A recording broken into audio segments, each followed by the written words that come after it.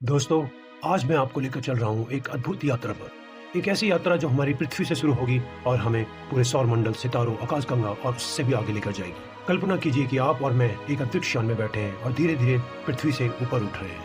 नीचे नीली धरती, ऊपर अनगिनत तारे और हम निकल पड़े हैं एक अनंत सफर पर। हमारी यात्रा की शुरुआत होती है हमारे सूरज से। सूरज एक तारा है, लेकिन हमारे लिए यह जीवन की सांस है। उसका व्यास लगभग 14 लाख किलोमीटर है, यानी धरती से 109 गुना बड़ा। सूरज का तापमान सतह पर लगभग 5500 डिग्री सेल्सियस और केंद्र में 1.5 करोड़ डिग्री तक पहुंच जाता है। हर सेकंड सूर्य इतनी ऊर्जा निकालता है कि उससे अरबों साल तक मानव सभ्यता चल सकती है। अगर सूर्य न हो तो धरती कुछ ही दिनों में बर्फ का गोला बन जाएगी। अब हम बढ़ते हैं सूर्य के सबसे नजदीकी ग्रह बुध, मरकरी की ओर। सबसे नजदीक ग्रह बुध है। यह सूर्य के चारों ओर मात्र 88 दिनों में चक्कर लगाता है। बुध पर दिन का तापमान लगभग 430 डिग्री और रात का तापमान लगभग 180 डिग्री तक गिर जाता है, क्योंकि वहाँ वायुमंडल लगभग नहीं है। यह ग्रह छोटा है लेकिन बहुत ही रहस्यमयी है। अब हम बढ़ते हैं दूसरे ग्रह शुक्र मतलब वीनस की ओर। शुक्र को धरती की जुड़वा बहन भी कहा जाता है।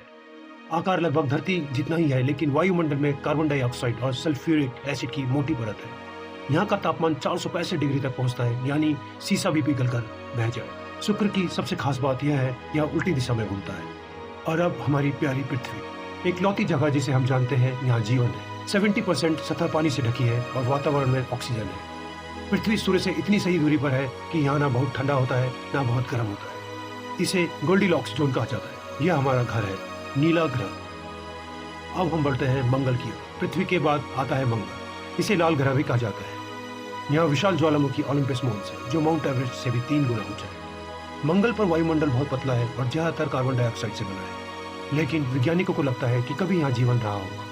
यही कारण है कि आज मंगल पर इंसान भेजने की तैयारी भी हो रही है। अब आते हैं बृहस्पति पर, हमारे सौरमंडल का सबसे बड़ा ग्रह। इतना बड़ा कि इसमें 1300 पृथ्वियां भी समा सकती है। बृहस्पति पर ग्रेट रेड स्पॉट नाम का विशाल तूफान है, जो सैकड़ों सालों से चला आ रहा है।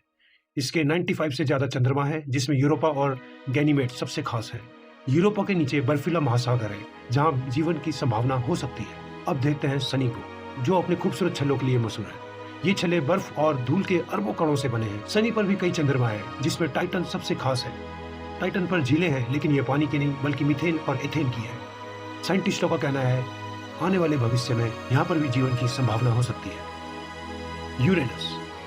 अब आते हैं यूरेनस पर। यह नीला हरा ग्रह अपनी धुरी पर सीधा नहीं बल्कि लगभग 98 डिग्री झुका हुआ है, इसलिए यहाँ मौसम 20-20 सालों तक चलते ही रहते हैं। इसका नीला और हरा रंग मीथेन गैस की वजह से है। नेपच्यून, सौरमंडल का आखिरी ग्रह है नेपच्यून। यह सबसे ठंडा और सबसे तेज हवा वाला ग्रह है। यहाँ हवाएं 2100 किलोमीटर की रफ्तार से चलती हैं। नेपच्यून का नीला रंग भी मीथेन से ही आता है। प्लूटो। प्लूटो को पहले ग्रह ही माना जाता था, लेकिन अब इसे बोना ग्रह कहा जाता है, डॉफ प्लैनेट। यहाँ छोटा, बर्फीला और दूरस्थ है। इसके अलावा एरिस, होमिया और माके जैसे अन्य बोने ग्रह भी हैं।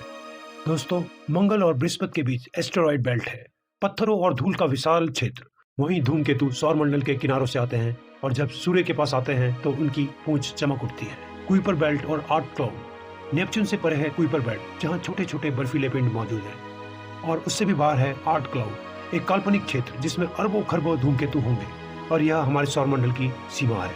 अब अगर हम सौरमंडल से बाहर निकले तो सबसे नजदीकी तारा है प्रोक्सिमा सेंटाuri। यह हमसे लगभग 4.2 प्रकाश वर्ष दूर है, यानी कि वहां पहुंचने में आज की तकनीकी से हजारों साल लगेंगे। और अगर भविष्य में हम लाइट की स्पीड से चलने वाली कोई स्पेसक्राफ्ट बना सके तो भी हमें वहां पहुंचने में 4.2 ईयर्स लगेंगे। जिस आकाशगंगा में है उसे कहते हैं मिल्की वे या आकाशगंगा।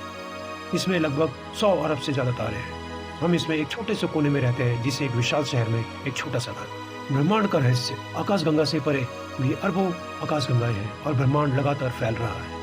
यह कितना बड़ा है, इसका कोई अंत है या नहीं, यह अभी भी इंसानों के लिए एक रहस्य है।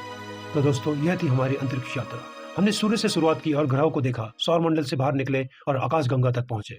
फिर भी यह सिर्फ शुरुआत है, और इस अनंत यात्रा का यात्री है इंसान। ब्रह्मांड इतना विशाल है कि शायद इंसान कभी उसकी सीमा तक ना पहुंच पाए। हर पल एक नए तारे जन्म ले रहे हैं और पुराने तारे बुझ रहे हैं। Black hole, dark matter, dark energy, ये सब ऐसे रहस्य हैं जिन्हें विज्ञान अब तक पूरी तरह समझ नहीं पाया है। दोस्तों, जब भी आप रात को आसमान की ओर देखें और तारों को निहारें तो याद रखें, आप इस अनंत ब्रह्मांड का एक छोटा सा हिस्सा है। फिर भी आपके भीतर एक पूरा ब्रह्मांड छुपा है। हमारी ज़िंदगी बहुत छोटी है और सपने इतने बड़े हो सकते हैं कि पूरे आकाश को छू लें। तो दोस्तों, अगर आपको हमारी यह यात्रा पसंद आई हो तो वीडियो को लाइक, शेयर और सब्सक्राइब करना मत भूलिएगा, क्योंकि ये सफ़र अभी यहाँ ख़त्म नहीं हुआ है। हम फिर मिलेंगे नई रहस्यों, नई कहानियाँ और नए ब्रह्मांडीय सफ़र के साथ।